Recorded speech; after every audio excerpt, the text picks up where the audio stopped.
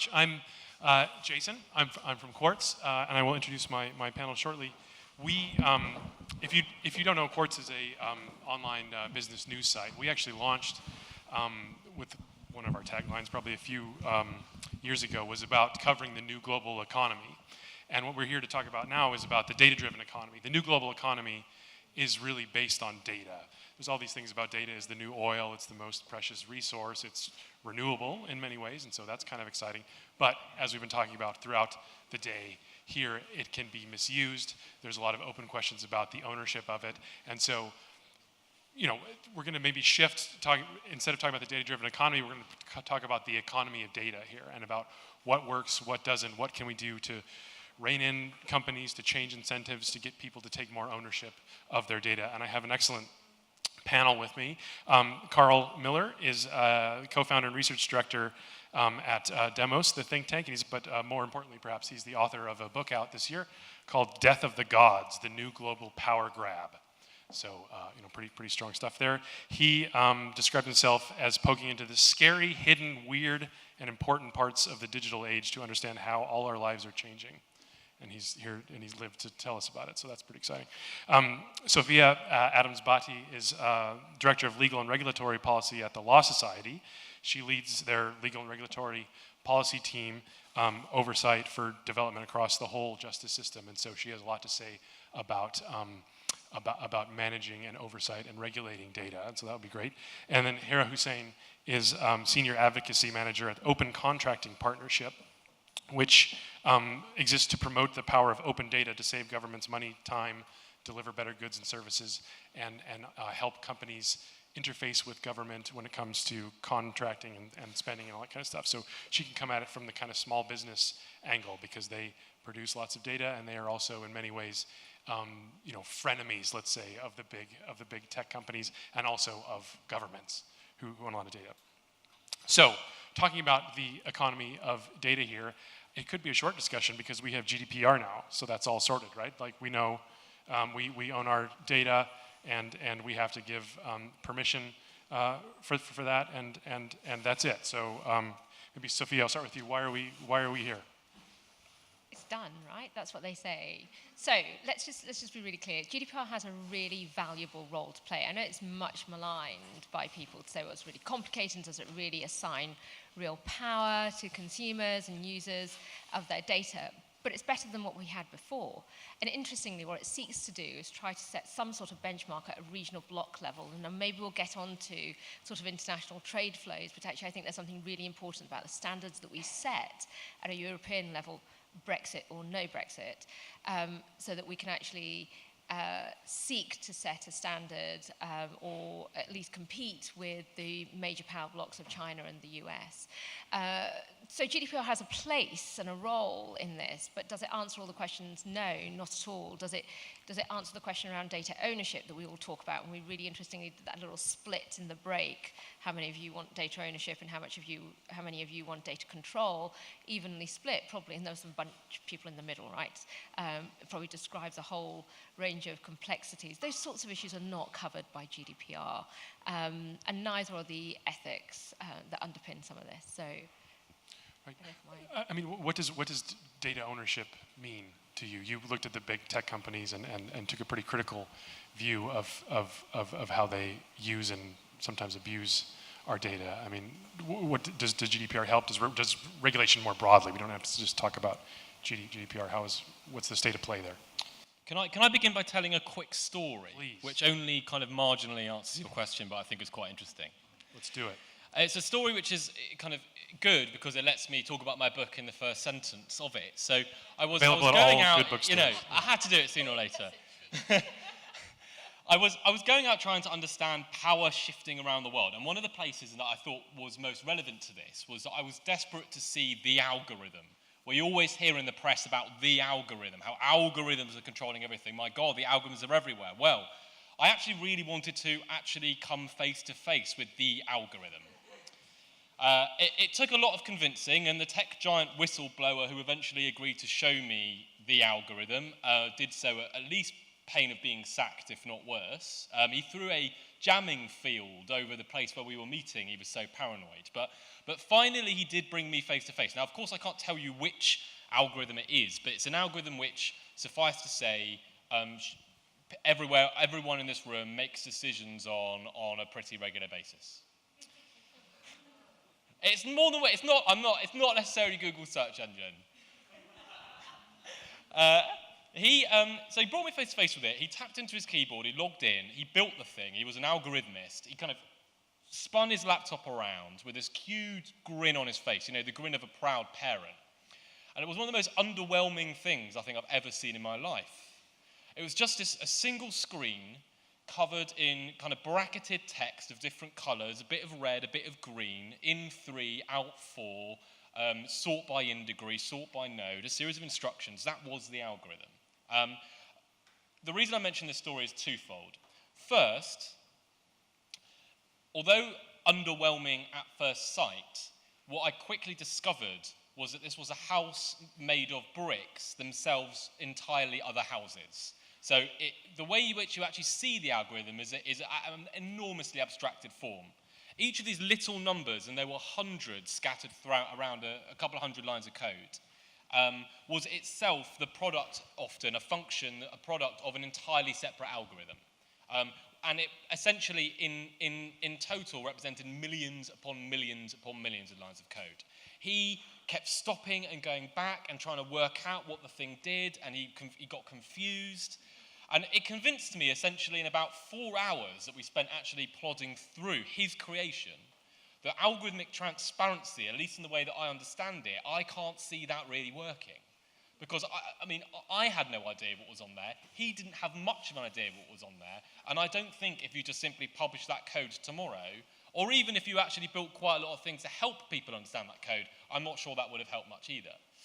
No, what it did convince me, however, was that he had at his fingertips, as an algorithm maker, an unbelievable latitude of power. So he jumped into it and he changed a single number from a 1 to a 2. And he reran the algorithm and half of reality was simply wiped out. And I said, how do you know that should be a 1 in the first place? And he said, that's exactly the point. Exactly the point is that I have absolutely no oversight in how I build this to ensure that that's a 1, and it doesn't necessarily have to be a 1. It could be another number. Truth is dead, was the words that really stuck with me that he said. Truth is dead, there is only output. And the only kind of oversight would have been someone emailing him from his tech giant, whinging if the output of the algorithm started looking less clear.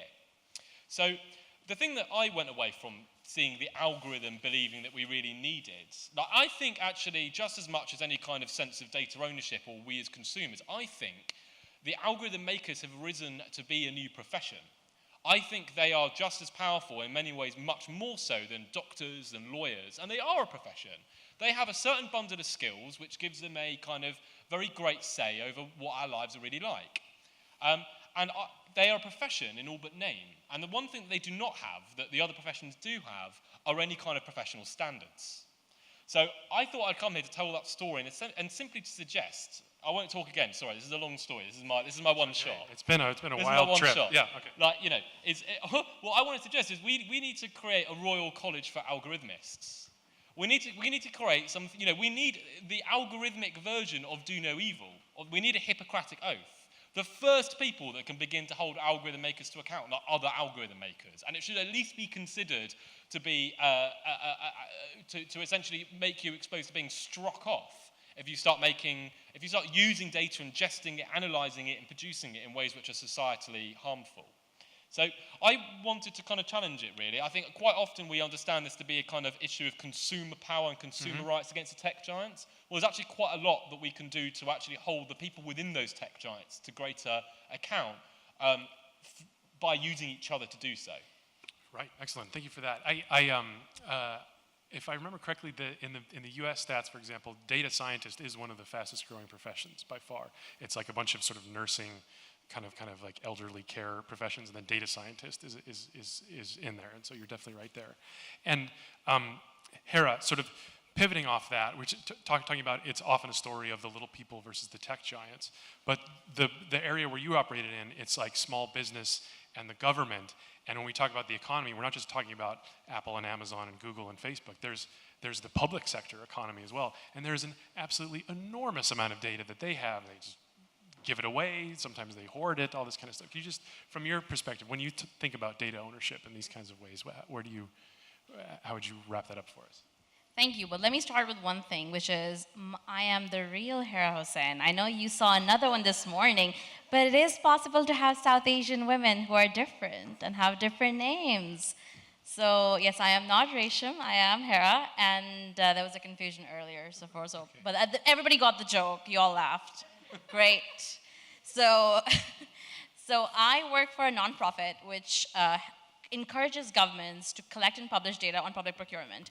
It is the world's largest marketplace for goods and services, $9.5 trillion, which means if you stack them up as $1 bills, they would go to the moon and come back. That is how important public procurement is. It sounds boring as hell, but it is so important. And what's interesting is that governments spend our money to procure things from boots for armies all the way through bridges and houses and hospitals. But there's a huge inefficiency gap there. And there's a huge, number one, corruption risk as well for governments. So we believe that getting governments to publish that in open data means that everyone can see everything. What's interesting is that when we started doing this, we thought we were going to get a lot of pushback from business because, being civil society, you're like, well, business doesn't really want. But in fact, we've had a lot of support from businesses because what they find is, let's take the example of Ukraine. After the Maidan Revolution, they did a corruption perception in the country, and most businesses thought that the procurement was very corrupt. After they implemented open contracting, like data standard, which allows governments to publish data, the corruption perception was decreased by half. So because they felt like they actually had a chance, they could see who got the, how you apply for tenders, they could see their bids, they could see who won, they could compare it. So that sort of level of transparency is super important, especially for the little guys, for the small businesses, the women-led businesses, the minority-led businesses who have less resources. And it's the asymmetry of power, which is really important. So when we talk about data privacy, I think it's really important to talk about transparency as well, because the asymmetry of power is where the real imbalance lies. And governments spend our money, and we're supposed to trust them to spend it well. But evidence, reams and reams of evidence suggests that it's not true. There's an example from LA where they said that we were working with the city to make their process better for procuring goods, and they said that one of the procurement officers said that if I spend one more hour in going through the documentation that I need to go through, one homeless person doesn't get to sleep tonight. So that is how important, and one of the bids, for one of their contracts, the bids are, the documentation people need to provide is so big that they need to come in a lorry because the stack of paper this much. In average for the UK, a supplier was telling me it's 420 pages to apply for a contract. But if you look at government's transparency portals, $500 million contracts, and you cannot find who they went to or if they were ever fulfilled or not. So there's great asymmetry of power in terms of the data itself. Right. Yes, please. Yeah. So I think we heard Tim Clement-Jones earlier talk about the House of Lords report, and one of the things that that report flagged was the importance of the CMA, the Competition Markets Authority, taking a really serious look at these monopolies of power. And we talked about monopolies earlier, and the description given was, if you wanted to, if you had a dispute with Google and you thought actually they're abusing their power, I simply won't use Google, and then you realise an hour later that you can't. That's not actually a choice. That's a definition of a monopoly. Right, that's like saying, I'm really peed off with my train provider. I'm not going to use them anymore. Damn it, I live in the suburbs and I have to get to London. It's a monopoly provision. So, and the CMA, I think, is beginning to pick up this gauntlet, but there's something really important here because directly to the point of this panel, which is the growth agenda and so on, it's the startups, it's the SMEs. That's where you get real change and disruption. The incumbents don't really want anything to change. And if you go to the professions, there's the flip side of this, which is a huge degree of complacency and incumbency in the professions, which actually, if they would release and allow some innovation into each of those sectors, you might see some real change for consumers. And so one of the things that we're doing at the Law Society is we co-sponsor an incubation space with Barclays and 10 other law firms to try to bring the startup community together to say, okay, here's a whole bag of use cases where legal problems are an issue and they're really expensive to resolve. Can we use tech to deliver the answers to that in a way that makes it cheaper and faster? But essentially, that is a model which disrupts the incumbency, and I think that's a really important piece.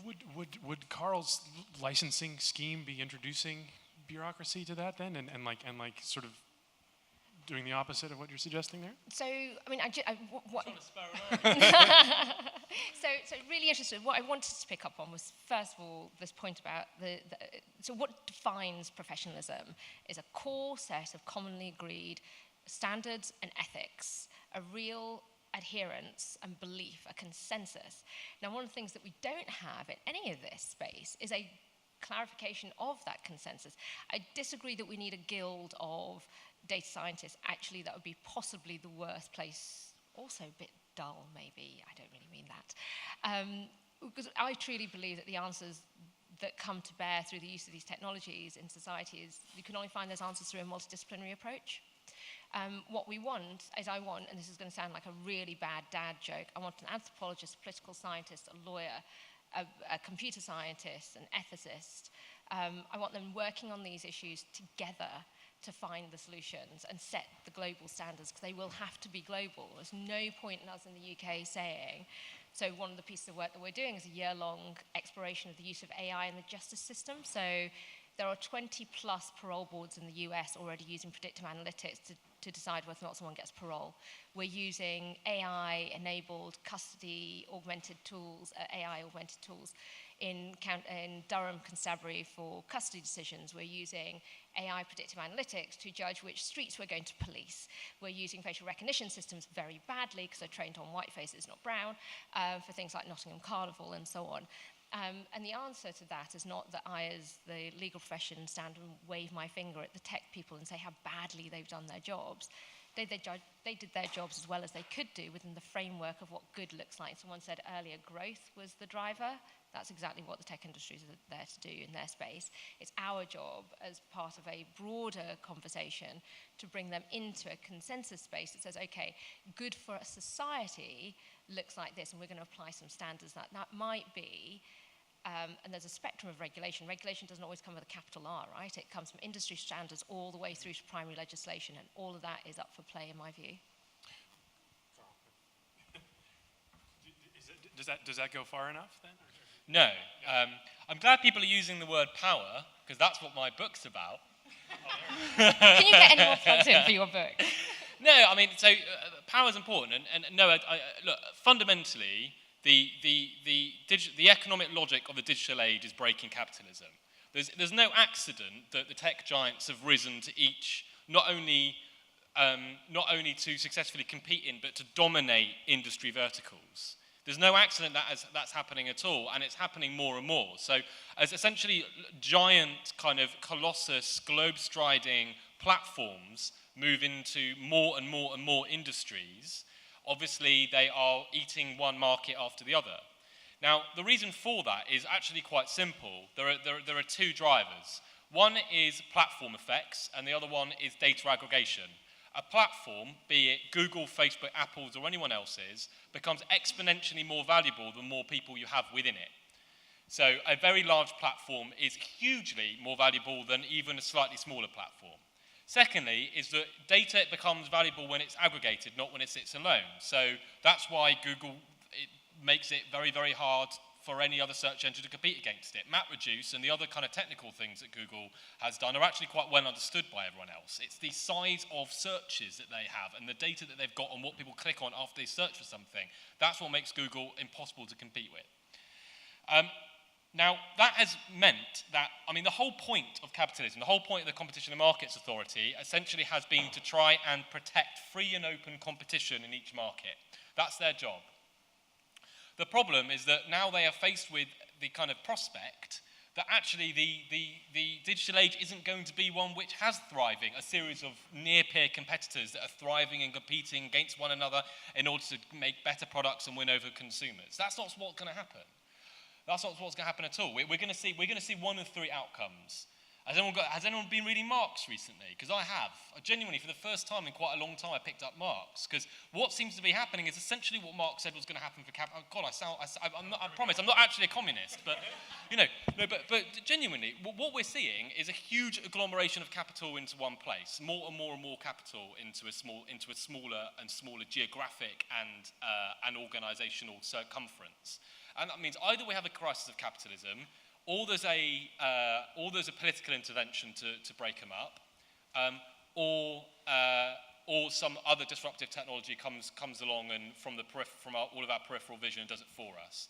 One of those three things is going to happen. Mark my words. That is my prediction. Because at the moment, the forces. I would say the first two are probably sequential, right? You get a massive inequality that drives political action. I don't think they are an either or necessarily. I suspect, which is what we're seeing on this debate of I want to own my data, which hopefully we'll get to talk about a little bit.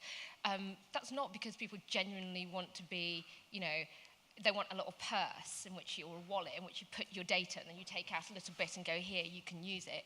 They want agency. They want to give some form of control or transparency as to where it's being used.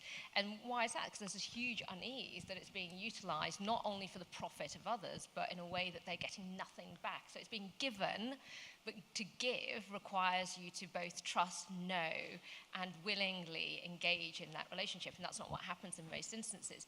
And that's just a small example of the unease. And as that unease grows, as the inequity of the visible conglomeration of power and money into the very, very, very few gets bigger, the stronger we'll get these signals. And Trump and Brexit and a whole bag of other things are just simple signals that tell us that we don't have the division of economic wealth divided in a way that's necessarily coherent with sustainable society and definitely a risk to democracy.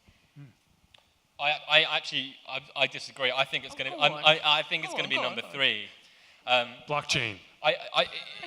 We have to say it, right? Has anyone said it yet? All right. Which one did you say it was? No, it's going to be disruptive technology. I mean, inside these sprawling, enormous, astonishing, breathtaking primary colour campuses in Silicon Valley, they feel a lot less secure than they look from the outside. In every room there's posters urging everyone to move even faster. There's missives pouring out of Jeff Bezos about how Amazon needs to be a one-day startup every single day. Don't have a manager in Amazon describe your idea as day 2, because it doesn't see day 3 after that. Everything neast to be day 1. Move fast and break things. So they know they have to be like startups, because they know there are people gunning for them in their own attics and sheds and garages and everything else. I do wonder, however, whether it's a political intervention or a technological one, quite how that will happen, because we've got to the point now where these companies are genuinely so fantastically powerful that their political power is incredible. By the way, I actually think that within the tech giants, actually there's plenty of people trying to do the right thing almost all the time. I mean, I don't think they're staffed full of evil people. I think this is a structural problem. But they are unbelievably politically powerful. They have thousands and thousands and thousands of lobbyists all over the place, which sometimes are just putting their view forwards in the way that every company has a right to do so, but often I think steer conversations around very difficult ones for them, like what a monopoly looks like in the digital age, but also technological. So one of the, there is a hangar in one of the tech giants with hundreds of people in it, simply scanning the world, looking for disruptive interventions which might threaten their business model. And when they see one, they buy it. Yeah. And they see another one, and they buy that. But that's why competition policy has a really useful deployment in the short term, right? CMA could say no. Well, I mean, I am... On a chain, you'd have to change the framework to allow them to do that, but this is possible. So one question I want to throw out rhetorically to all of you, but literally to my fellow panelists, is why on earth hasn't the CMA moved on this? I mean, the idea that it's only becoming visible now that the tech giants represent potent new forms of monopoly is a nonsense. I mean, we've had 10 years of seeing these things grow, and why we haven't in the UK began to even redraft monopoly law yet, I mean, it's genuinely a mystery to me. Yeah. I'm going to leave that one floating there just for now, but we have some time for questions and comments from the floor. Maybe one or two real good ones, zingers. And the room is stunned silence. Right here in the middle, yeah. Thank you. Yeah, I just want to quickly throw a question out to any of you about a topic I haven't really heard much about today, but it's pretty pertinent to discussions about disruption and new technology possibly entering the sector and bringing forth new ideas, and that's just the idea of the blockchain. And I'm curious to see if you see that as a credible force, even in the concept of regulation, whether that be regulation by communities as opposed to an institution, the idea of controlling and owning your data and new tech disrupting the sector and taking power away from centralized sources. What do you think about the blockchain? I'll make it really quick. So I think very interesting ideas. I've yet to see a workable use case that's actually going to deliver. There's lots of talk and quite a lot of investment of exploration. Has real potential in certain areas. So Sierra Leone did its last election count on the blockchain, albeit it has to solve the identity bit of the equation, which is probably the most difficult. So I'll tell you something funny. I have been in so many rooms with governments who literally cannot connect a single line of spending with contracts, but want to implement a blockchain system. So, like, if you cannot track your spending, I'm sorry, you should not be doing blockchain. Yeah, more of a Microsoft Word problem, maybe. You've got one more. Okay, on that side. Hey guys, my name's David and I work for TCS and we work on tackling echo chambers and I'm also a writer for the company.